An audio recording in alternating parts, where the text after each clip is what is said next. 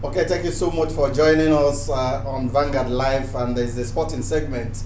We welcome you, and the video you just watched is the triumphant entry of the Super Falcons of Nigeria to Paris. Super Falcons have arrived safely in Paris, and of course, World Soccer Governing Body welcomed them with fanfare. And the Nigerians, of course, showed off the traditions, dancings, and a lot of things. That shows that it's going to be a very beautiful one for Nigeria. And of course, the women, the FIFA Women's World Cup commences tomorrow, but Nigeria will be in action on Saturday when they play Norway. We'll be going through all this, to tell you the happenings out there in France. And I would rather ask my co-commentators here who are with me, whether they're going to see Paris and die, as it were. But I know that they're not going to die. They will come out victorious after looking at the FIFA Women's World Cup. We have so many other interesting, beautiful stories for you. We have the Super 6, which enters its second match day today. You'll be hearing about the Super 6. And of course, in Asaba, life is bubbling there. The Super Eagles are already in camp. Coach Genetro is complaining of headache, selection headache that is. And of course, all the players are in camp except Odion Eyalo. As at the time we entered the studio, our correspondents who are out there say that Odion Eyalo is nowhere to be found. He is the only player that is missing from the crowd there. And we'll equally be looking at the African Champions League. We've seen the European Champions League that ended on a very triumphant note, rather, when Liverpool, they didn't walk alone, and of course they brushed aside Tottenham Hotspurs, and of course won the Champions League. We all saw how smooth everything is, but then that of the African Champions League has entered into a storm, and of course into a controversy. We'll be talking more on that, and also Neymar, remember him, the Brazilian, he's also swimming in a storm in his own rights, having a rape case against him. We'll also break that down. And Gianni Infantino, the FIFA president, was re-elected on Wednesday. We're going to talk about that re-election, and also talk about the Nations Cup. We saw Ronaldo on fire yesterday. Ronaldo, no stopping Ronaldo, scoring hat-trick, 1, 2, 3. And of course, that was how they dismissed Switzerland in the European semi-finals. And that means Portugal are already in the final, waiting for the qualifiers between England and Netherlands that will be going down today. And that's just the lineup that we have. Very interesting lineup that we have. Just stay tuned as I welcome my co-commentators here. Patrick Omorodion, it's a regular, and of course he's the deputy sports editor of Vanguard newspapers. Patrick, you are back on the track. Yes, I'm happy to be back after the holidays. I took time to refresh because it's not easy to move around Lagos these days. So we're happy, refreshed, and we're going to fire on today. Okay, we're going to fire on all cylinders. That's Patrick Omorodion, and also the young, vibrant one, we call him John Ebuka, is here. It's nice to be here to talk football, sports. It's good to be here. Okay, we're going to take a holistic view, all sporting events that are happening. Of course, starting, with the Nigerians, wherever Nigerians are, that's our interest first. We look at them, and then the FIFA Women's World Cup comes to mind, because I saw, how the Super Falcons danced with so much vim and vitality, a lot of ecstasy. You'll see that, yes, indeed, these people, they are on a mission, and their entry alone will show you that, yes, these people have something. And almost every commentator has been saying this is the very first time the Nigeria Football Federation will be giving them quality exposure, allowing them to go on training tours and spending so much time outside, and of course they utilize it. We are going to see if indeed they are going to put this into practice when they confront Norway on Saturday. Norway is also one of the heavyweights, the earlier starters of the Women's World Cup. They will be Nigeria's opponent in that game. But I must say that when FIFA welcomed the Super Falcons, they went through the traditional things of welcoming them, telling them about the rules and regulations of the FIFA Women's World Cup that gets on ground tomorrow, and equally talked about anti-doping part. These are the things that any team that arrives in any FIFA World Cup, they will take you through the rules and regulations, refreshing your memories, and then tell you about anti-doping. You know that FIFA does not in any way compromise doping in all their competitions. It's not only FIFA. All the sporting bodies in the world, they don't tolerate it. Zero tolerance for doping. That's why after every game, they take one or two outstanding players from each team and test them for dope. And you remember what happened to Maradona during the World Cup in 1994. So, I think our girls know that, and their managers know that. So, I don't think they will go into doping. The Nigerians are naturally talented and rugged. They are strong. So, I don't think they need any dope to excel. But one thing I want to say about the Nigerians, just like our men did in Russia, before the game even started, they were winners through their jersey. So right now our girls are also dancing. Europeans they love dance. So if we are entering France with dance, I hope they will dance well on the pitch and get us good results. Okay, that's our prayer that the Super Falcons started with dancing, and of course they will end it on a very good, dancing note. John Ebuka, the first match tomorrow, France will be hosting, and of course they will be on ground to welcome South Korea in the very first match of the FIFA Women's World Cup. From all we have seen, France they have the players that can beat Korea. Because even Lyon, they are the serial winners of the Champions League for the women, and most of the team, the club of the team, they are from Lyon. So I see France steamrolling Korea. The onus now is on the French team. They have to justify that they are hosting. They will even want to emulate the men's national team, who are the defending World Cup champions. I think the mission for France in this World Cup is not just to be participants or to be hosts. They want to win it, and a good win in their first match, you send is a good signal to the fans, and you send a bad signal to their opponents. So the French team, they are in confident mood. They are ready to roll. They have welcomed the world. All the teams are there. The teams from Africa are there. It's now for the ball to start rolling, and we are ready for a feast of football in France for the next 1 month. Okay, that means that France will be hosting to win, according to John Ebuka. And one information that you must take away today is the fact that 2 quality referees, will not be partaking in the FIFA Women's World Cup. They wrote to FIFA, and of course FIFA, with so much regrets, announced yesterday that 2 referees, pulled out of officiating in the FIFA Women's World Cup. One from Canada, and the other Chinese person is an assistant referee. Very, very experienced referees. Because of ill health parts, they won't be partaking in the FIFA Women's World Cup.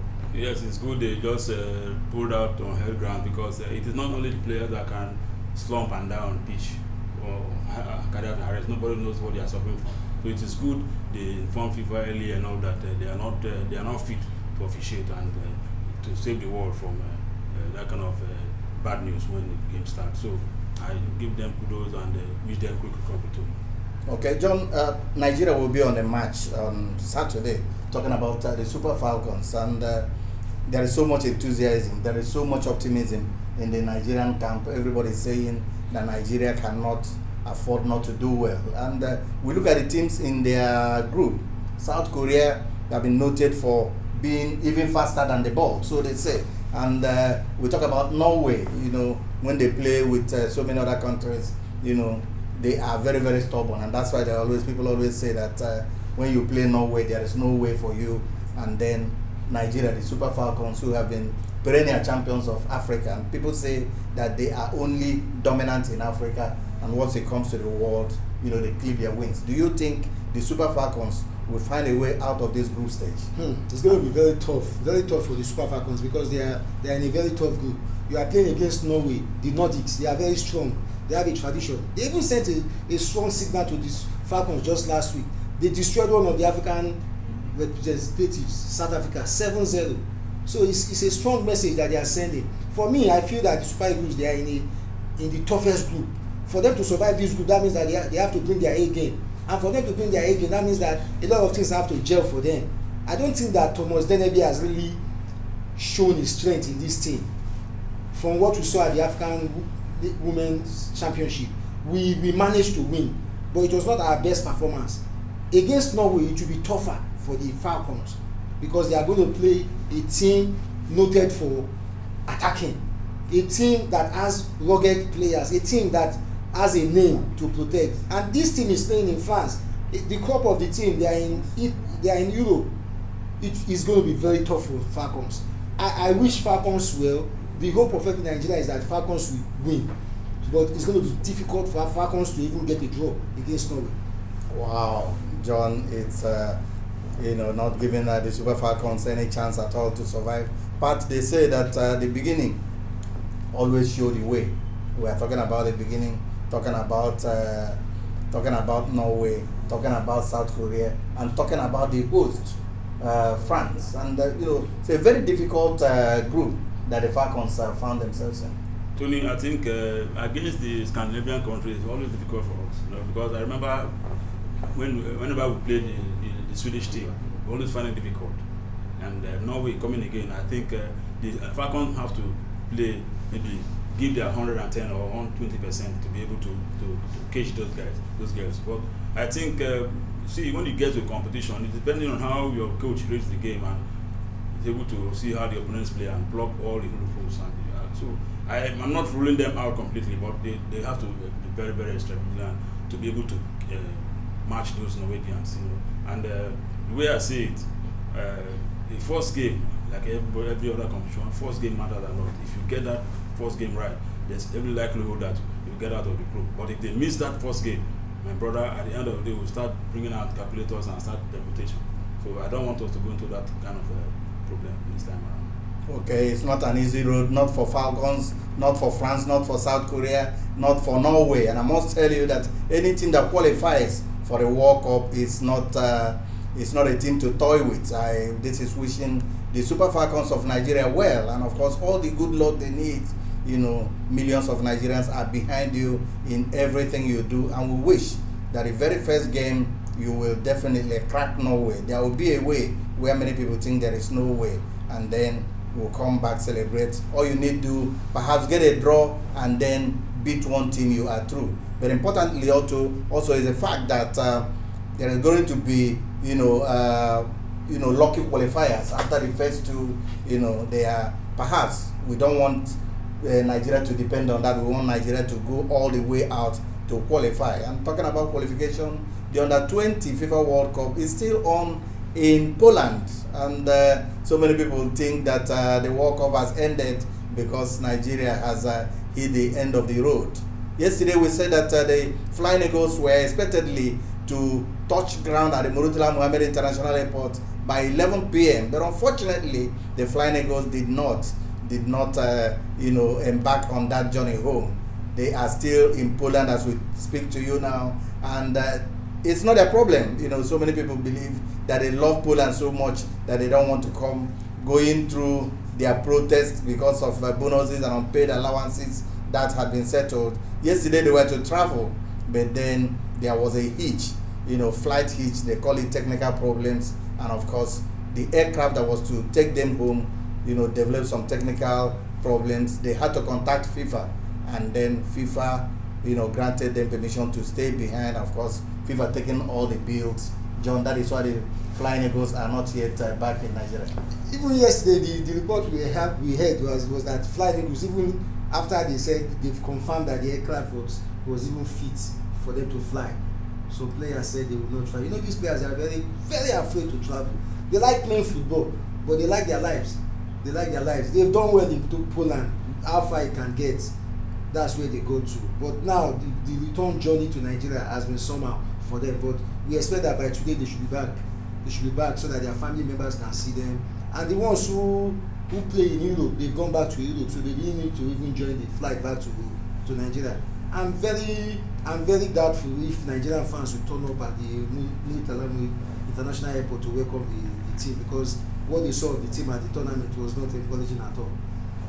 Okay, we're still on the Under-20 FIFA World Cup that is happening in Poland. Nigeria, the green, white, green flag, you will still be there, still fluttering, but then not that it's going to be raised further because Nigeria is not there at the end. But Patrick, still on the Under-20 World Cup, we have all our interests, all our eyes of Africans will be on Mali. And tomorrow, Mali will be confronting Italy, and Senegal will be up against Korea. You know, these are teams that have done well representing Africa, and here they are, Mali versus Italy and Senegal going up against Korea. Yes, Tony, after watching Mali play Argentina and knocking them from penalties, I believe that the Italians will be prepared, you know, to tackle them, because the Italians actually are defensive people, and the Malians are high-scoring team. You see the way they came back against Argentina twice, and almost even got it onto that penalty shootout. So the Italians will be very, very, very worried about the Malians. You know, so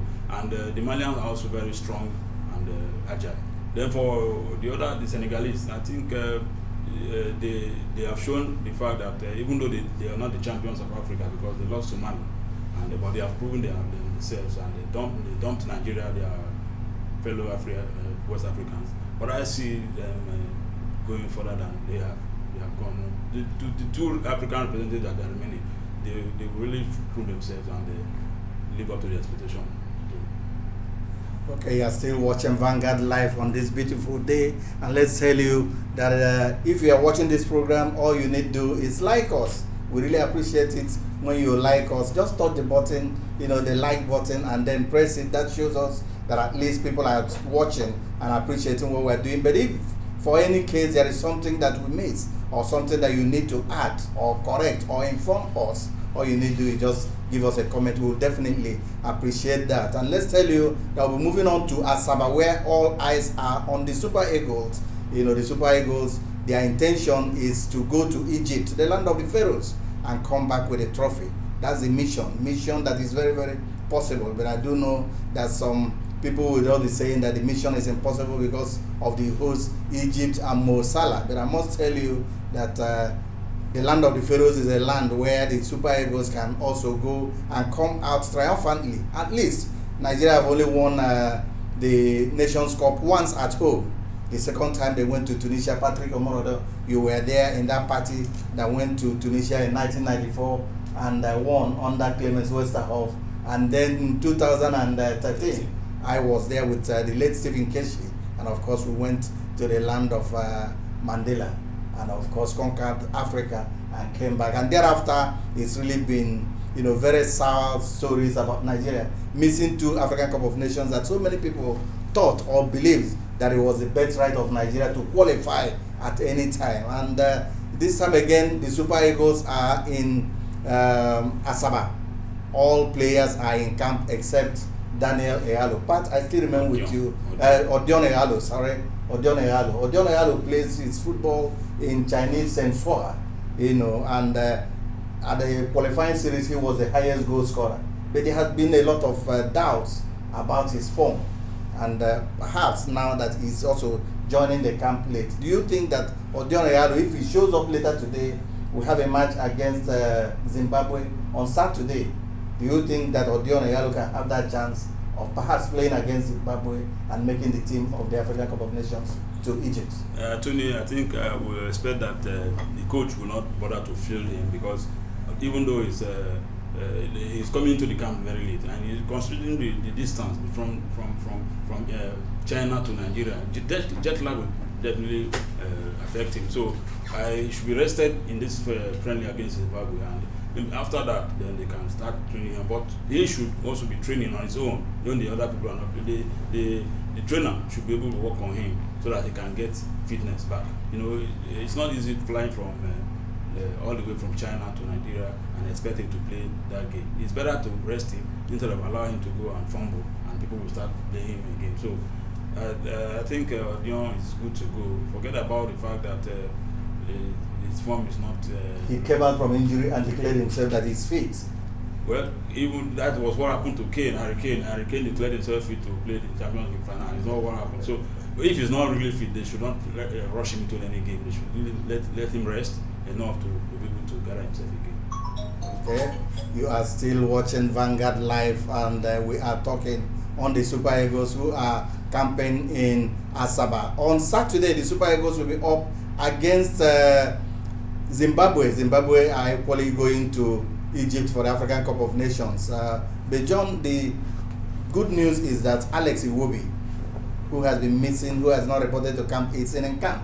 and the deputy captain of the Super Eagles, Ahmed Musa, is equally in camp. So also is Abdullahi. The players, these are just the tested players in the Super Eagles. They are in camp.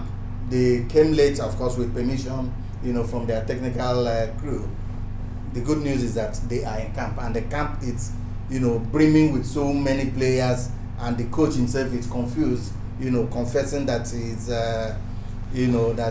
having selection headache. What panacea do you give, for somebody who is having headache on selection? For a friendly game, why should he be having headache? He has the players in camp. Only Gallo is missing. He should not be talking about headache. He has the players. Lord knows the players is going to take to this Nations Cup. That's settled. He's not waiting for another trial or testing. He knows the players. Except injury stops the player, Lord will go with his usual suspects. I don't see Lord dropping Iwobi. I don't even see Lord dropping Ihalo. I don't even see Lord dropping Mikel. Lord knows the players he's taking to the camp in Egypt. He knows the players. So for Lord to be saying about headache, he should spare us of that. We have the team, we have the players. Now what he has to do, how many midfielders am I going to use? How many strikers am I going to use? He has a complement of I even believe that his strikers can also serve as his midfielders. Chukwueze is in camp. Indeed is in camp. So why is Raw complaining? He should not complain. Nigeria, what we need from Raw now is performance against Zimbabwe. It's going to be our farewell match in Nigeria before the Nations Cup. So what we need is a thumping of Zimbabwe. John, are you saying it's a mere formality, going to camp? Because from what they're saying, you said that Raw already knows the players. Raw knows. Is it a mere formality of coming to camp in Asaba? No, it's not just a formality. It's just you need to prepare. These things are there, but Raw knows the players that he will choose. Raw is one player, is one coach that doesn't gamble. He doesn't gamble. He doesn't believe so much that I want to change this, I want to tweak this thing. Law believes in his usual players. Law will take those players that we know will go to the Nations Cup. I'm telling you, Law will not shock Nigerians with any big exclusion from this Nations Cup. Okay, and Patrick, another thing that is making news out there in Asaba is the fact that Ezenwa, one of the reliable goalkeepers that we have, there are fears, that he has picked up an injury because he did not train with the rest of the team. And when he was asked, he was talking about brotherhood, that any of the other goalkeepers, talking about Ekpe, talking about Ozoho, anyone that gets the nod to keep, that they are all brothers. And you're not afraid if during this camp part, injury begins to cut short the strength of the team that we are taking to Egypt? Well, everybody should be concerned about the injury when it comes to the kind of competition. Because it isn't very close now, the competition is very close. So any injury now will kind of cause decimate the team. So, but I don't want us to believe that if Ezenwa is out of the game, then we are finished. Because the other goalkeepers are also there. It's high time now somebody like Ozoho should live up to the billing and prove himself. People are doubting him so seriously, and he should be able to live up to that billing and perform and let Nigerians have a change of heart against him. But again, Tony, my fear in all this thing is that just yesterday here, Finidi just said something that is very, very important. He said we have the players, but we don't have a team. Because trying to compare this team with what they had in '94 and beyond. Because if you have good players and you don't have a team, individualism cannot win you any competition. So I think Rush will really work on that and make sure that he has a team that can deliver. It's not good enough to just have individual players who will just come and play and run around. But if you have a team who understand themselves, see what happened in Tunisia, for God's sake. When Finidi Yekini was tied down, was now kind of frustrated, a joker was brought in, Amunike. You see what Iran and the Amunike and the Okocha did in the 18 and robbed or just helped us to decimate the Galusha boy and his team, Zambia. So that's what we need. We need a team that understands themselves. When they close their eyes, they know where the ball is going. But these days, like what the Flying Eagles play, they were passing ball to the opponent. We don't want that kind of thing in Egypt now. That would be a disaster. Because in Nigeria, the Super Eagles have never failed in North Africa. We always went to North Africa to bring back a medal at least.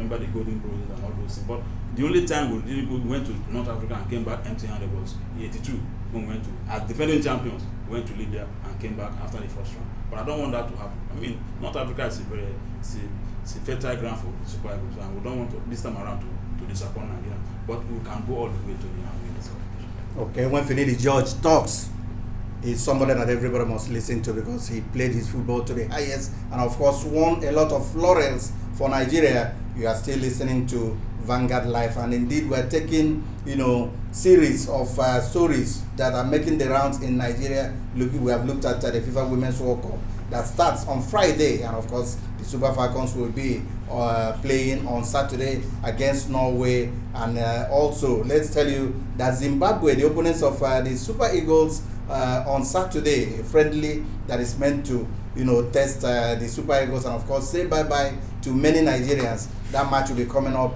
on Saturday, and the Zimbabweans flew into Lagos yesterday, slept over in Lagos. As I speak now, the Zimbabwean Warriors have moved over to Asaba, where they'll be confronting the Super Eagles in a goodbye match on Saturday. And let's just tell you that the Eagles themselves will probably be jetting out of Nigeria on Sunday, and that's the itinerary of the Super Eagles.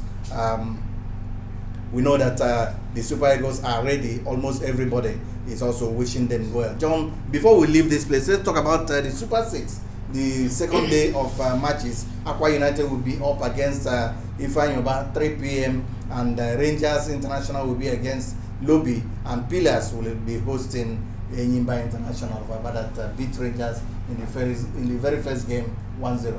Enyimba have their noses in front. They are topping the table. So I expect that it will be more of the same for them because the way they shocked everybody by defeating Rangers, who were the runaway winners of Group A. So we expect a bonfire of football between Enyimba and their opponents today. Rangers, they will be seeking a return to winning ways because the first match was for me. I didn't see it coming because based on what they did during the campaign, we expected them to turn up the heat against their rivals from Aba, but they were unable to do that. So we expect Rangers that they will be coming back looking for that victory, because if they lose another match, they are out of the contention for the Super 6. The Super 6 is for the champion, and the thing about the Super 6 is that the first two teams, they go for the Champions League. So you just imagine what is the team now. If Enyimba win this second match today, Enyimba, they will be saying that we are close to our dream of returning to the continent. I know for Enyimba they are the only Nigerian team to have won Champions League, not just on one occasion, 2 occasions. So Enyimba, they have the tradition, they have the pedigree. They believe that they can do well on the continent. Their Achilles heel now is for them to remain grounded, not to be complacent, because against their opponents today, those ones are also spoiling for victory. Aqua United also, imagine they won their Division B of the league, Abridged League season. The way they played their last match with a draw, they want to a victory, so that their governor, who has been spending so much money on them, will be energized to spend more money on them. So the kind of matches you are seeing today is you are going to see tough matches. Teams wanting to have a rebound, but I see Enyimba advancing. Okay, if you want to watch good football, Agege Stadium is where you have to be. From 3 p.m. Aqua United will be hosting Ifeanyoba, and by 5 p.m. Rangers International of Enugu, the Flying Antelopes, will be up against Lobby Stars, and Kano Pillars will be entertaining Nzobu Enyimba. That's the team from Aba. That's where you go to catch football at the Agege Stadium today. Let's also tell you, because of time, that Gianluca Infantino, the president of FIFA, has been re-elected at the 69th FIFA Congress in Paris. He was first elected in 2016, following the meltdown that consumed party friend Joseph Sepp Blatter, and after his inauguration speech, Infantino said that they have weathered the storm, going through, football being toxic and then almost being criminal, to bringing football to what it is. That's his quote, that they have weathered the storm. They have gone through football being toxic, football being almost criminal, and bringing football to what it is. That's the quote of Infantino, Gianni Infantino, the FIFA president who was re-elected yesterday in Paris? Well, Tony, I wished him, I'm happy for him for the acclamation, because there was no election. Everybody just carry, like our people say here, carry go, you know. Yeah. He's doing well, just continue, and they all gave him that vote of confidence. Vote of confidence. But I don't want him to look at the Blatter era as criminal people or criminal era. Football is about mafia. He has his own set of mafia now ruling, and nobody can say that nothing evil or criminal is going on right now, because everything about football, about sports, is racketeering. You know, let us know. We don't have to come and start watching all these things in the public, but you know that football or sports is very political, and Infantino and his men are in charge. So very soon you will also start hearing cases about them, what people are doing. No one Hayatu and Co were there in Africa. Nobody knew they had all these things going. But once a new group came, they started identifying what they were doing. So Blatter had his turn. You know, he served under him another strong man, Avalanche from Brazil. That one stayed 24 years. Blatter stayed with him. So Blatter was like a team god in football, you know, until he got himself messed up with the Jacona group and so on. So football is about scheming. So I congratulate Infantino for coming, because our own brother here, Binik, is a member of his team. But time is ticking away, and let's also remember with you the African Champions League. You know, we've seen the European Champions League where Liverpool were runners, you know, winners, and then we saw that the African Champions League, very, very briefly, the Champions League will be replayed, and that can only happen in Africa. It's very, very unprecedented, and Tony, I'm embarrassed because CAF has put Africa to shame. If they knew they were not prepared for VAR, they shouldn't have introduced it. You know, officiating is one thing that is a split-second decision. If the referee was not doing well, if they said there was no VAR, I think they should have let the result of that game remain and punish the referee, because that would have even served us better. But calling them to replay the game is going to be unfair to Esperance, because they played away. So I think it's high time CAF now introduces what Europeans do: one final, one away, not one final at the neutral ground, not two-leg final. It's not good for them. For football. And taking it outside Africa, outside the home base of the team, and bringing foreign referees is a slap on us and our referees also. Okay, slap on us. That's the verdict of Patrick Omorodo on African Champions League. We're running away. You know, you're still listening to Vanguard Live. And John, very briefly, we saw Ronaldo yesterday. He was on fire again at his age, at his level, at his pedigree, at his height. As you know, so many people have described him as the paragon of football. And of course, he shares that with Lionel Messi. But we saw him score not one, not two, 3 goals. Hat-trick against Switzerland, and they have qualified for the finals of the Nations League, waiting for the match between England and the Netherlands today to know who their opponents will be in the finals. Ronaldo is exceptional, simply exceptional. 3 goals from a player who has not played for the team for a very long while. 3 goals from a player who stopped playing the last time in Serie A last month. Just came into the team, scored 3 goals, decisive goals. The first, a trademark free kicks. He's a specialist. Ronaldo, I believe for me, Ronaldo used this match. He used this match just to show the world that he still has the A game, that he's still in contention for the Ballon d'Or, even though Juventus did not win the Champions League. Ronaldo is the man to beat. Okay, Ronaldo is very, very on top of his game. Let's tell you that Ronaldo has played, has gotten 7 hat-tricks for Portugal, and in all, he has scored 88 goals for his national team. That's amazing. That's incredible, if you ask me. And before we go, let's tell you also about one of the very charismatic players of our time. Talking about Neymar. Neymar had been embroiled in a rape case, Patrick Omorodo, and the lady who has been, crying wolf, saying that she's going to, bring out a video. The video has been released, and it was so open that we saw the lady was forcing herself on Ronaldo. Women always do this to stars, Pat. Yes. And why are they always doing this? All because of money.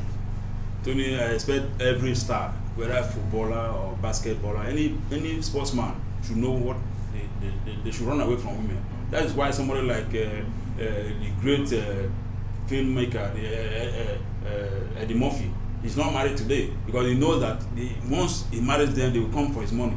they killed Ali, Muhammad Ali. This Ali money issue is what they go for. Most of them go for the money. Any player who knows what women can do should run away from it. Because when the story broke out, I knew it was not real. Because they all told me some colleagues of ours normally come to me say, look, how do we get to the Super Eagles? Because I know what all of them are planning. I say, if you want to go to any Super Eagles, go by yourself. Don't go through me. Because all of them are after the money. And any player that falls for them is in trouble. But I think by now, I think I'm a star. Why are they not coming for me? Who told you they are not coming to you? I've not seen. I don't mind, but if I'm a star, I want my star to shine. Well, Tony, they will come for you, but you say you know you don't have the money. You know you're not a big buck man. I don't have the big bucks. I don't have the money. That's the story. That's just the LCM. If you don't have the money, you cannot be a star. And if you claim to be a star like me, because I'm appearing on Vanguard Live, there is nothing to back it up. So if any woman comes to play anything with me, I play with you. I will dine and wine and swim with you. But anyway, that's how it goes. Indeed, we are really very, very happy today, knowing that we have touched most of the aspects of football, and we know that you have enjoyed it. Like I keep saying, if you have enjoyed us, please just press the like button there for us, and then we'll continue bringing you sports. Sports is all about entertainment. It's about joy. You can see the joy, and so many people here. I cannot just go through my iPad, to read out a lot of those who have made comments while this show is going on. But definitely, we'll be coming back your way. Talk about the match that the Super Eagles are playing against Zimbabwe on Saturday. It's a goodbye match, friendly against another Egypt-bound team for the African Cup of Nations, these Warriors of Zimbabwe. And then by weekend, when we come back, we will also be telling you the list, because Genetro will equally be releasing the list of the Super Eagles that will be making it to Egypt for the African Cup of Nations. Unfortunately, we could not connect with our guy in Asaba, who has been keeping vigil. As we speak, Genetro is already having a press conference in Asaba where he's going to say so many things. It's our way. We'll always get back to you. Vanguard is there for you. That's the home of sports. Anything you want to know about sports in Nigeria, in Africa, in the world, always just get a copy of your Vanguard and you'll have it there. Patrick Omorodo, it's my pleasure having you today, and thank you so much for honoring us. Tony, I'm happy. I'm looking forward to the day Nigeria will have a Ronaldo, so that anytime we have a game, we know we have a shot of victory. Wow, Ronaldo will definitely get a Ronaldo, ageless Ronaldo. I must tell you, a man that is disciplined, a man that is always training. Even when they finish training, he goes on his own private training. That's the discipline we talk about sports. John Eboka, my pleasure for having you. It's nice to be here. We look forward to seeing the Super Eagles on Saturday. We expect them to comfortably beat Zimbabwe Warriors, no matter what. Okay, we leave you with that video of Neymar, where the pretty woman was forcing himself on Neymar. How I wish I was in the shoes of Neymar, and Neymar is not Brazilian, and perhaps Tony Ubane will be in his shoes. You would have known what I would do. We'll just say a very goodbye, and thank you for just staying tuned with us. That's him go.